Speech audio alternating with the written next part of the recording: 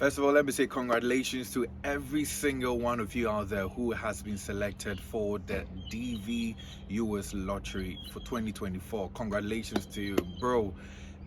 I tell you what it means to you, it's so much, and I know that this is going to change your life forever. But there are a lot of things you've got to do once you win this lottery or once you're selected. The mere fact that you've been selected does not mean that you are automatically getting your visa. It's not a guarantee, and so that's why I'm here to break down the next few steps you need to take to your fruition.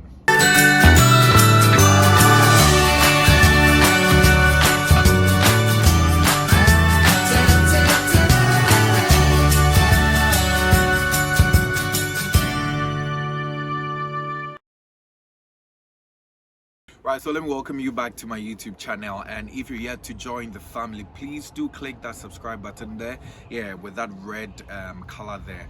Subscribe and also share with people you think is going to be of importance. I know you may have friends who have won this whole lottery and you would want to just share with them some great information so that they do not miss out on having the fullest opportunity of this program. My name again is Kweku Ediama, and as I always say, I am not a counselor, neither am I an expert in this field. I'm just sharing my opinion and also the information that has been provided on the US portal or their platform, which you can also have access to. But let's get right into it. So you have been selected for this program. That is great news, but there are other procedures or processes you have to fulfill before you are given an entry into the US in the very first place. So the first thing for you to do is to go on the US portal and of your country of origin, and then you fill the DS260. It's called DS260. So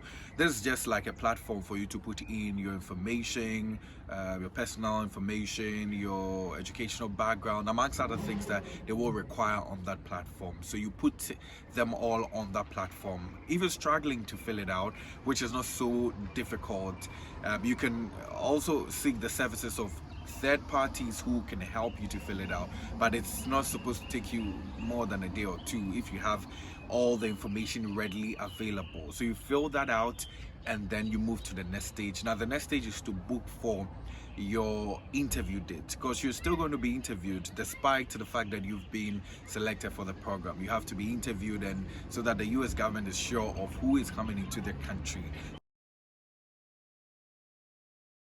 So even before you go through this process, let me tell you, the fact that you've been selected does not guarantee your visa. There are some eligibility criteria that you need to meet, and I'll tell you that, and it's even written on the US portal, that once you start with the processes, all the monies that you pay are non-refundable. So just so you are sure of your eligibility, let me just go through that with you. So once you're selected, you need to know that you should have some level of education. So the US government will tell you that you should have completed your high school education. It can be secondary, as some countries call it, or high school education. If you do not have that qualification, well, you can still have some sort of work experience. That should be 2 years work experience, but there are some criteria around this and you need to meet them with regard to the work experience. So I would just entreat you to go on the US portal just so you are abreast with what criteria that they are talking about that meets this 2-year working experience. But if you do not have the educational background, you can have that work experience and that would fit. But if you do not have any of these, then unfortunately you are ineligible for this program. Yes, I know that you have won it, but unfortunately you cannot proceed with the program.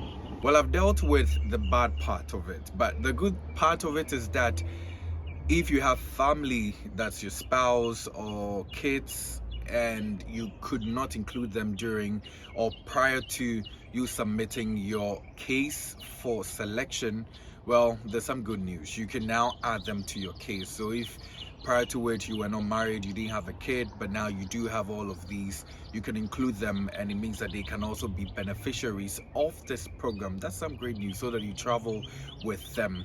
But then that is subject to scrutiny, because you need to provide the US government or the consulate in your country with documents to prove that these people are your family, as you have indicated. So there's this institution sort of that is called the KCC of the US government in the various or the respective countries. So in your country of origin, they're going to ask you to submit some documents, and if you do not submit these documents, you cannot be granted an interview. So you need to submit scanned copies of these documents, which include your birth certificates, that of your spouse and your kids.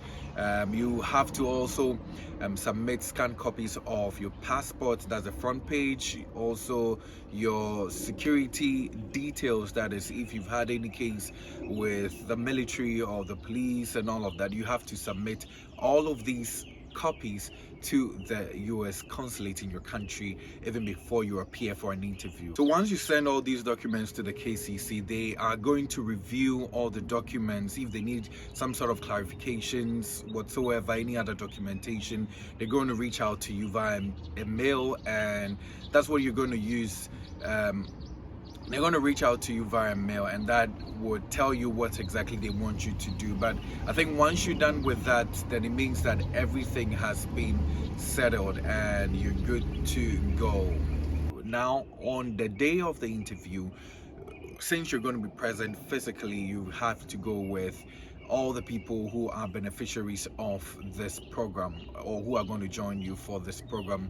Also, you have to go with the physical copies of every document that you scanned and sent to the KCC for approval or for interrogation.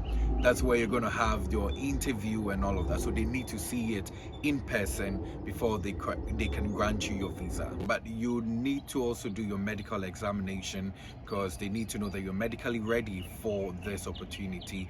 If you fail that, they're going to reach out to you. If you pass that too, they're going to reach out to you. But once everything is done and put together, you get ready for your interview. This is what I will tell you. You need to be sure of every single detail you put in your DS-260. Also go with the front page of that, the confirmation of that, also the confirmation of your interview date itself, your passport itself, and other documentations that will support your case, and you're good to go. Once you're approved, then it means that you'll be given a visa which you can go to the US and be a permanent resident, from which all other benefits would be due you. Thank you so much for joining me on today's episode. I hope I have done justice to this topic for you, and I say congratulations again to you and welcome to America, as they say.